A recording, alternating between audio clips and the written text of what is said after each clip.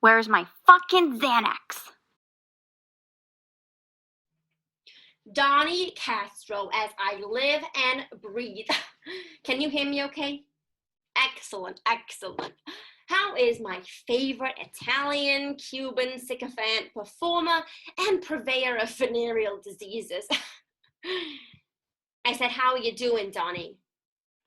Well, because I'm your agent and I'm also a Hollywood legend. I got you a job offer. What is it? Basically, it's a film called GameStop, How to Steal Billions Using Reddit. Netflix are producing and distributing, and you'll star opposite the TikTok generation's answer to James Dean, the one and only Noah Centineo.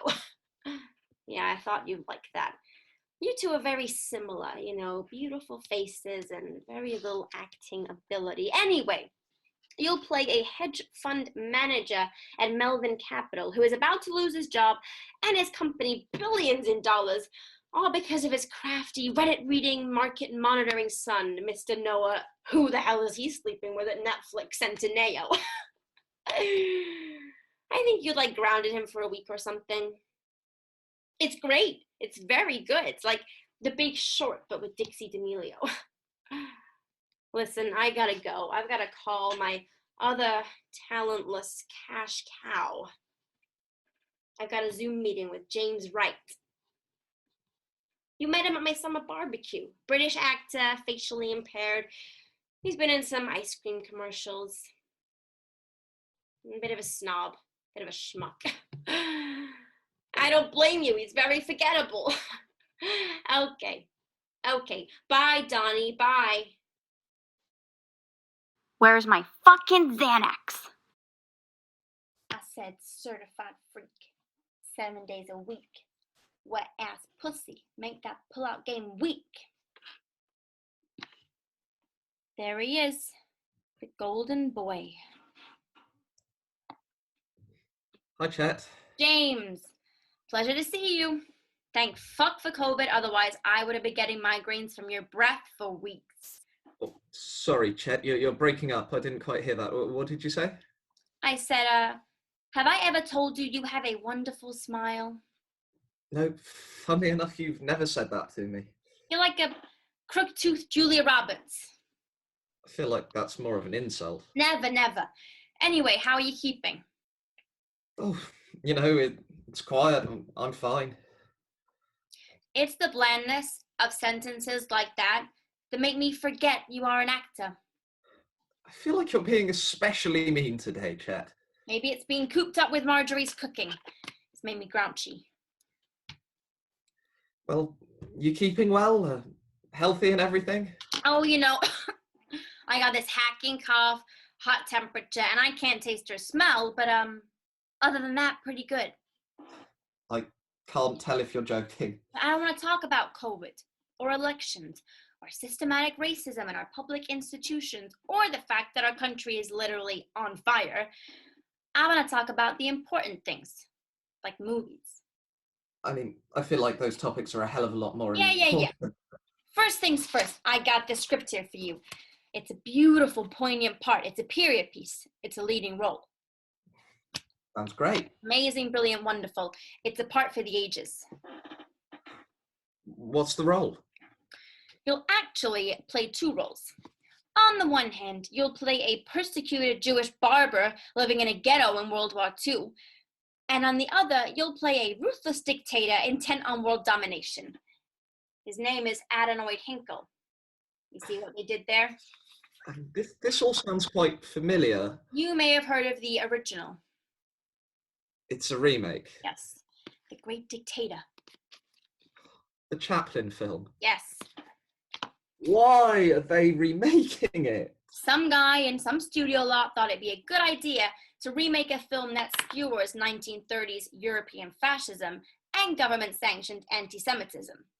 This chump thought, hey, that's relevant to the modern day, but let's put it in 3D. 3D? 3 dimensions, baby, they have that in England. Why would anyone think that this is a good idea? Topical. Sort of. And it's satirical and funny, and in 3D, what's not to love? It's a cash grab.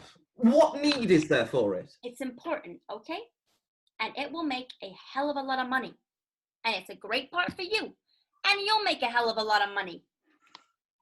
It feels like sacrilege. I don't know what the hell that word means, but if it's any form of blasphemy, Jesus fucking Christ, I will not be happy. I'm not sure, Chet.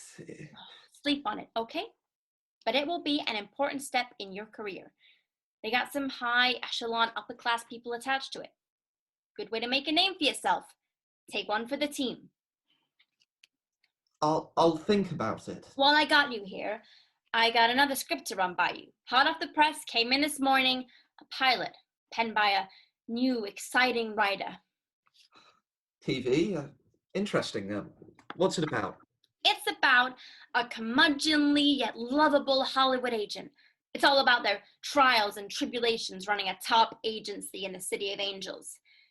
The pretentious clients, the rage fits, the mass orgies. Standard stuff.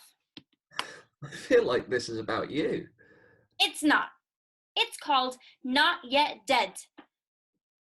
HBO, Netflix, Amazon are all interested.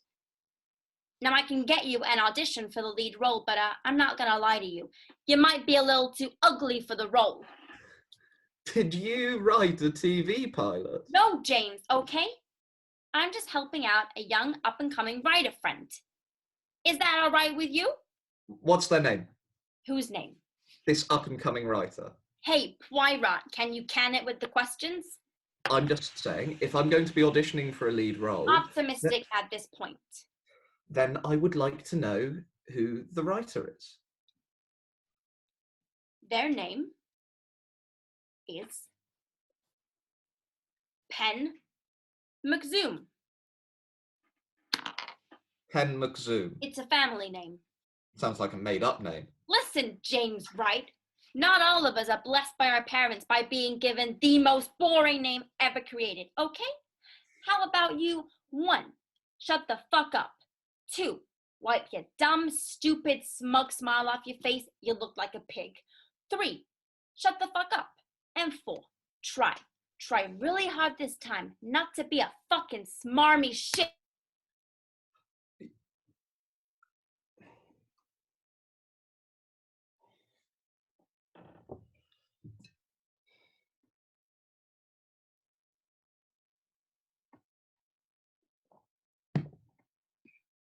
Fucking hate Zoom. I think I got the idea of what you were trying to say. I'm gonna send you the pilot. Any feedback would be appreciated. Do you have an email for Penn McZoom?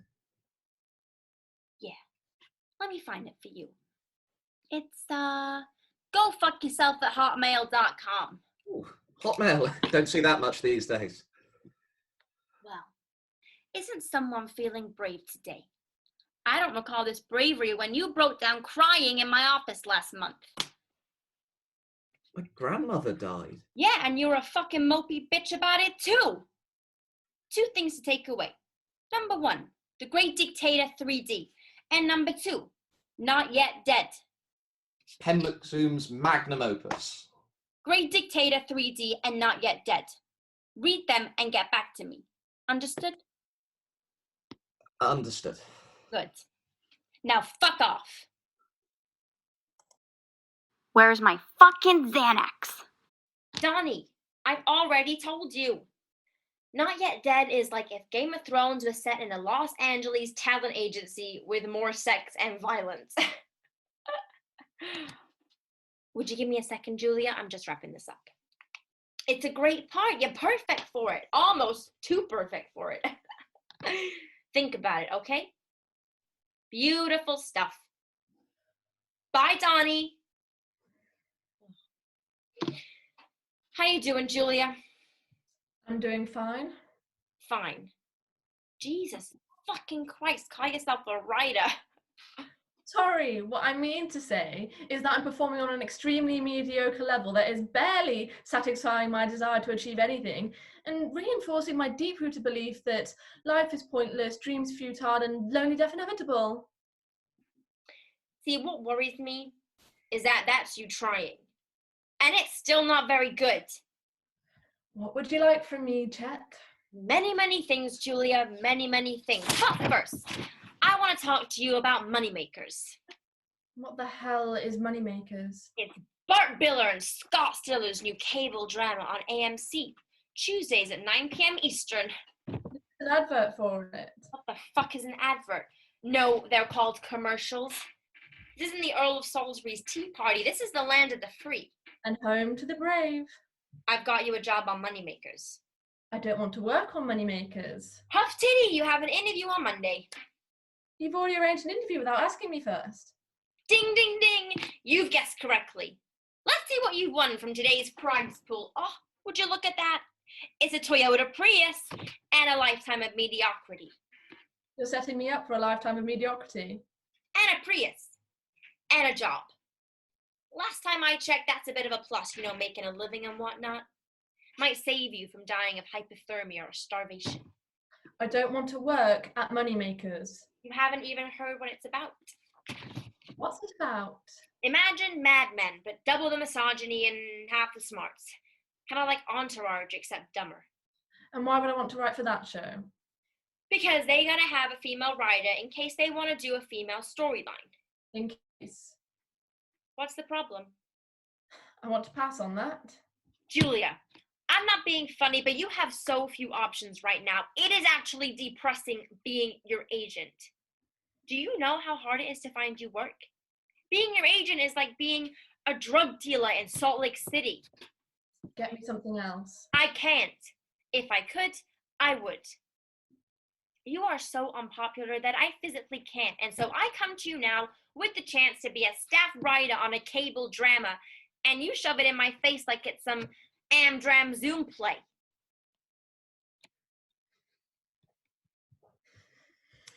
What else do you have? This is not the last you will hear of this. What else? What else? Oh, I've got a Ben and Jerry's commercial here. Quick money. What do I have to do? Write a script for the commercial. Something young, something cool, something modern. How much do I have to write? One line. One line? Yeah. So it really is easy money then. They want a few options, but yeah, it's child's play. What was the company again? Ben and Jerry's. What? I'm not sure how I feel about contributing to the growing rate of childhood obesity in this country. Trust me, Julia, nothing you ever write will contribute anything to this country. Sometimes I forget that you are my agent, the person who's supposed to be bigging me up, making me feel good about myself.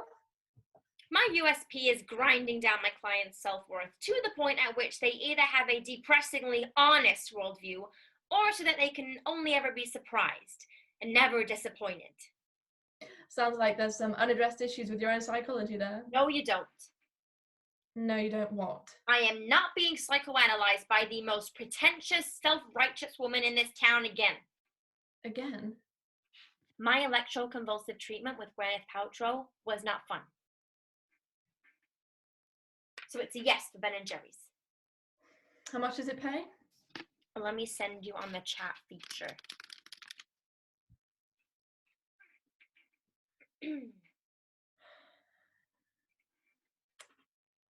Just one line. Just one line. Fine, I'll do it. Now we're getting somewhere. While we're here, I have another favor to ask you. What kind of favor? Very simple, very simple. I have this script from a new writer that I'm looking to get off the ground. I want some feedback about it from you. Do you think I'm the person to do that? No, but you're the only person I have to do that. A writer?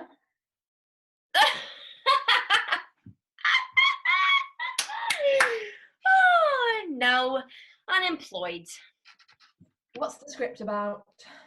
It's about a lovable, charming, good-natured, but oftentimes grumpy Hollywood agent and their trials and tribulations that come with the job. The projects, the cocaine-fueled award ceremonies, the secret lizard coven of studio heads. It's about you, isn't it? No. It's about Hunter McAllister. There may be some similarities. Mid-40s, elegant, street smart, flawed. Are they also delusional? Oh, ha ha. It's a shame you aren't an actor because the part of a lazy, smug, smartass would be perfect for you. Who's playing you? Sorry, I mean, who's playing Hunter McAllister? We haven't cast it yet, but I've spoken to a few A-listers who are very interested. I bet they are. Julia, I had a meeting just last week with a very up-and-coming English actor who was very interested in the part. What's their name? James Wright. Never heard of him. He was in a Ben & Jerry's commercial a few months back. Didn't see it. Okay. Do you want me to reward you for your ignorance? Will you read the script, please? I need some feedback. The second act feels a bit slow. Let's call this a professional favor. I'll take a look and get back to you. Anything else you wanted to tell me? Just those three things. 1, moneymakers. Big fat nope? Ben & Jerry's. Potentially. And 3, not yet dead. What's not yet dead? The name of the pilot. It's not a great name. Well, I'm sure the person who came up with it spent a long time thinking about it. Show some respect, okay? Will do, Chet. Feedback and pronto. I've got important meetings lined up for it. Of course, Chet. I'll see you soon. Always a pleasure, Julia. Always a motherfucking pleasure. Where's my fucking Xanax?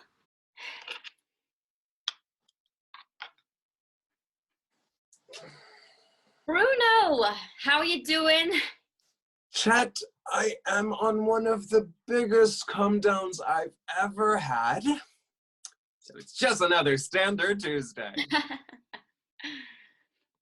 Now, you know that I love you, but even I have to admit that this call is on a very, very long list of things I do not want to be doing today.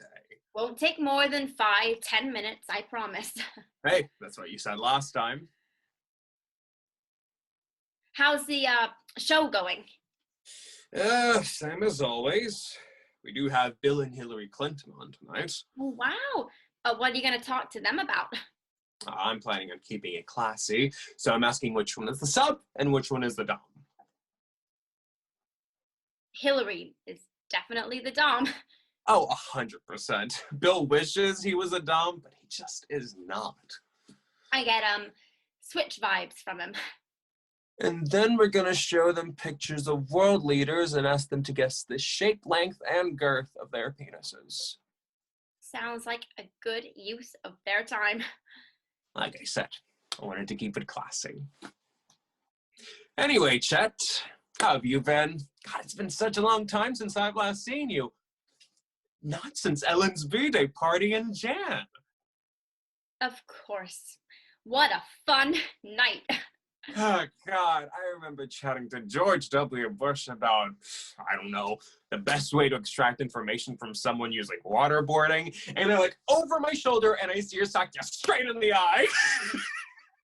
Oh, it was so funny. What can I say? I thought we didn't have to bring gifts. My eye still just starts bleeding occasionally. Oh, that is hilarious. No, Ellen loves her gifts. She is just the funniest on talk show group chat. Let me tell you, the things she says about you. Talk show group chat? For all us hosts. Conan, Colbert, Kimmel. A lot of men, actually. You should see the messages, though. They are just criminal. Jimmy Fallon on it? Yeah, he is, but He just sends crying, laughing emojis. Yeah, I tend to have it on mute most of the time, but I do check in from time to time. I do love squirming as Corden tries just so hard to fit in with us yanks.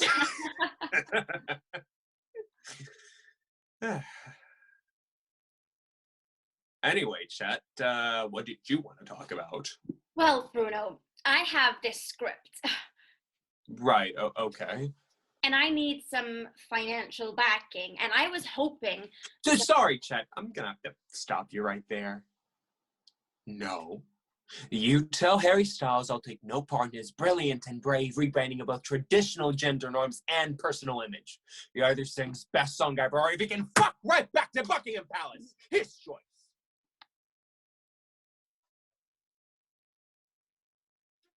Sorry about that, Chet. Do go on. I have this TV pilot.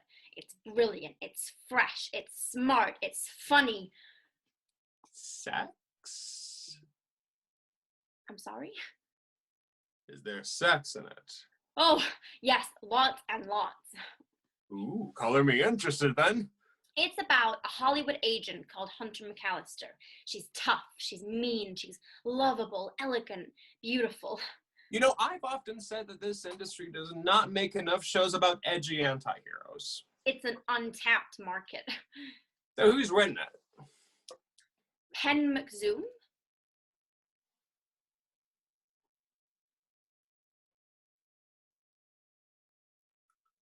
You know, I think I've heard of him, actually.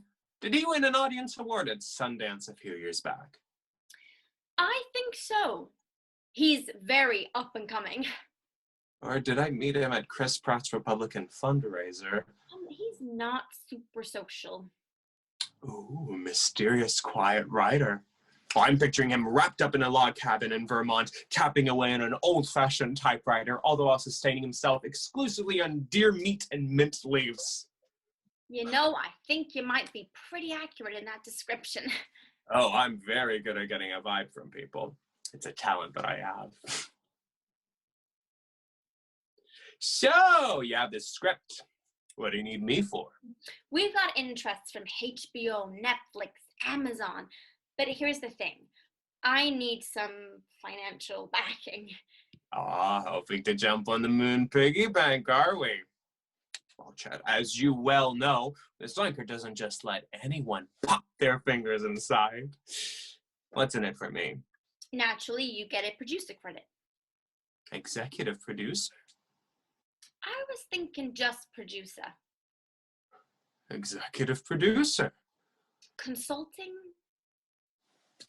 Executive? Associate, Executive. naturally. Executive producer Bruno Moon. Wonderful, wonderful. And you'd, of course, get a big slice of the pie when someone buys the show, as well as royalties, image rights, merchandising. Oh, you think this is the potential to be merchandise? Oh, yes, yes, very much so. I've already got some design concepts for the Hunter toy.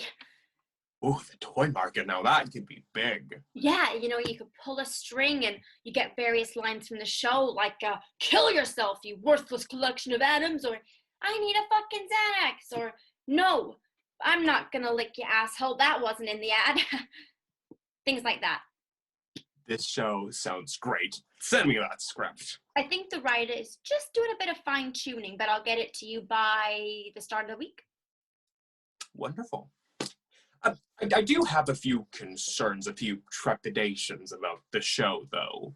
Well, that's why I'm here. How can I ease those trepidations?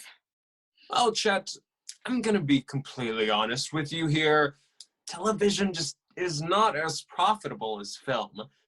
Is there any chance we could blow this baby up to the big screen? I think it would work best on television. You know, character development, easing plot lines in naturally. Sure. The thing is, though, right, that sounds a lot like real life. People don't want to watch real life on their televisions. That's why no one watches the news anymore. It's got that element of realism, but mixed in with the spectacular, the indulgent, the excess. It's the wilderness on the surface, but ultimately deep-rooted in truth. A contemporary Gatsby. And look, I love The Good Gatsby as much as anyone else, but last time I checked, that didn't sell tickets or toys or even themed fleshlights. I think it will franchise well, and there's definitely room in the future for greater expansion, spin-offs, movies, theme park rides. Now you're telling me a good story. I can see that TV show to spin-offs to cinematic universe to 90-foot death traps. Oh, now that is art. So you'll finance it. You've convinced me, Chet. Convinced me the same way that Mel Gibson convinced me that... You know what? I think I'll just save that for another time. Amazing. Penn will be overjoyed. Great. There is one little itty-bitty condition from me, though. I need you to have a meeting with a certain someone. I'd like their green light on this. Which someone? G. Reed. You want me to talk to them? Oh, we're stepping on their turf. I just want to make sure we won't have any problems going forward. I'm not sure I know how to get in touch with them. Oh, I'll set something up for you. Don't look so concerned. I hear they love fresh blood.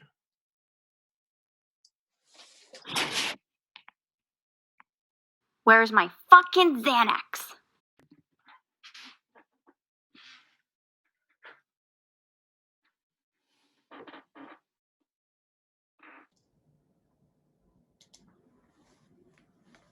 Chet, Miss Reed! Hi, how are you doing? Let's skip the small talk and niceties, shall we? I have people to meet and chat with, and I hear that you're writing a television show.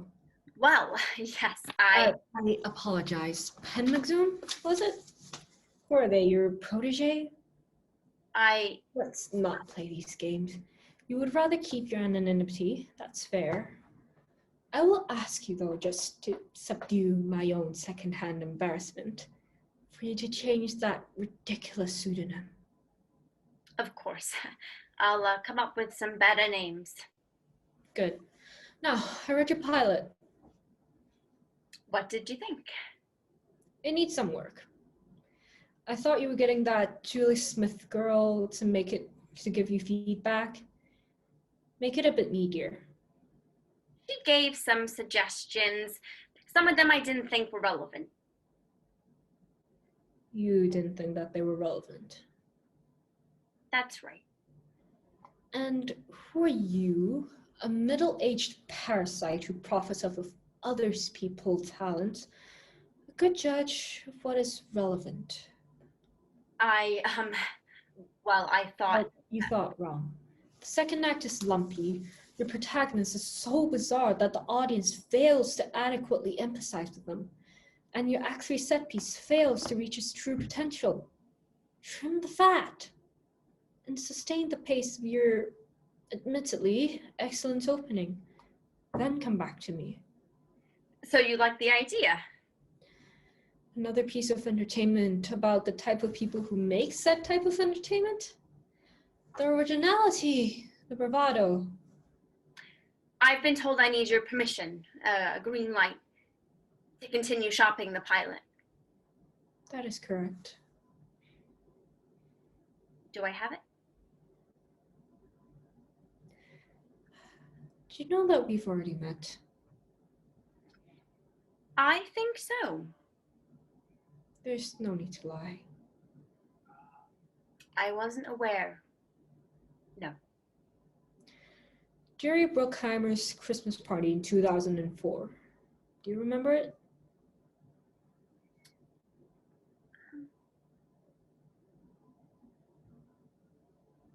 No. I didn't think so. You were drunk and high, on the verge of a blackout. You had just made a big score. In the same quarter, 3 of your clients had booked jobs in various big blockbusters, and another was in line for an Academy Award nomination. 15% never looked so good, now did it? I was celebrating. It was going to be a good year. You stumbled your way up to me and asked me what my name was. I responded with, "That's none of your business." You proceeded to desperately call Samuel L. Jackson, who you had conversed with sporadically throughout the evening, to aid you in your attempt to, how did you put it? Right. Make sure that I never chatted that motherfucking donkey bullshit to the most powerful person in Hollywood ever again. I doubt you remembered the look on Samuel's face when he realized who you were talking to. But I did. Found you later, head in the toilet bowl, crying. I pitied you. Hardly my finest hour. You could say that again. So, I didn't like your arrogance, your attitude.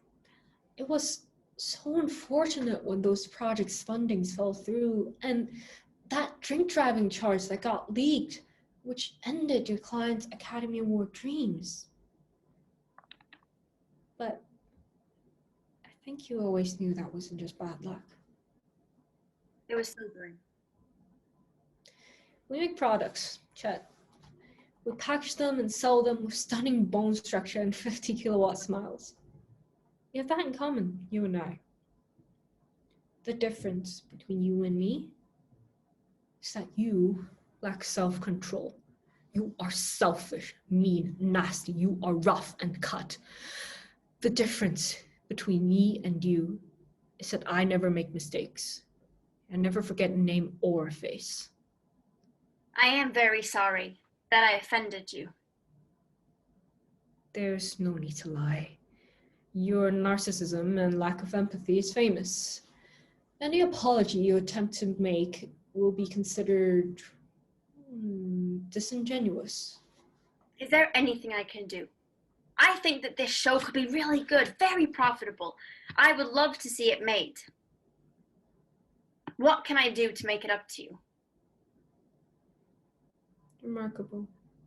So cowardly. So meek. I remember watching you scuttle your way into this town. Your Uncle Barry had a solid connection with some execs at Sony. Your hard work, dedication, and ruthlessness has extraordinary, a very impressive career has been carved, despite its challenges.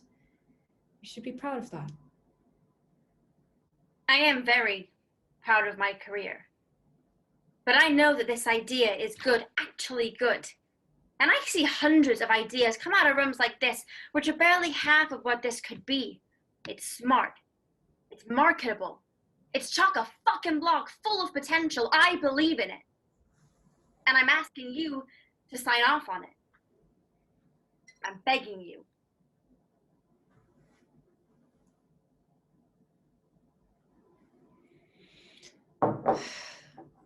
Before I can, I need you to do some things for me.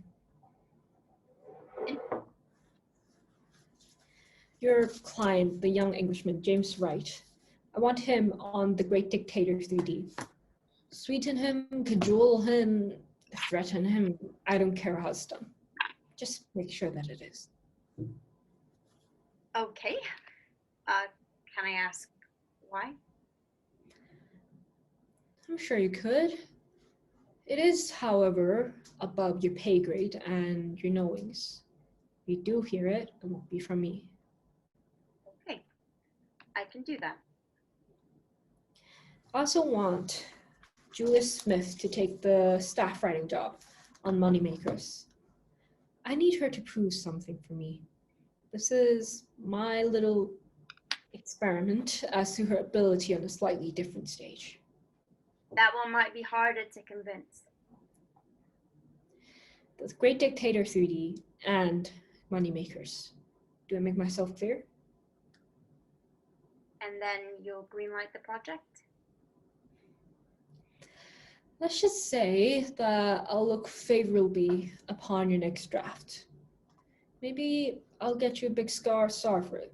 Bradley Cooper owes me a favor or two. I'll try my very hardest. If that's everything, I guess I'll leave you to it. Oh, and Chet, Yes? from what I've seen, heard of Mr. Wright, he spends an inordinate amount of time preoccupied with pretenses of artistic glory. Meanwhile, Miss Smith pertains a revolutionary fervor that could threaten, well, the order of our industry if she so chooses to weaponize it. Keep an eye on those two now. We wouldn't want any dissenters, would we? Of course not, Ms. Reed. I'll watch them closely, make sure they do as they're told. Good, good. Now, I don't want to be teaching you another lesson, Chet. If you'll excuse me, I have a meeting with the president-elect. Isn't the establishment just wonderful? Thank you very much for your help.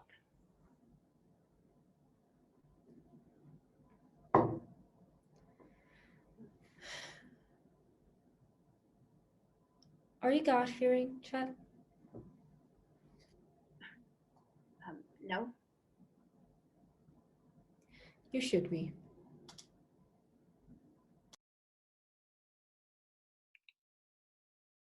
What the fuck was that? Where's my fucking Xanax?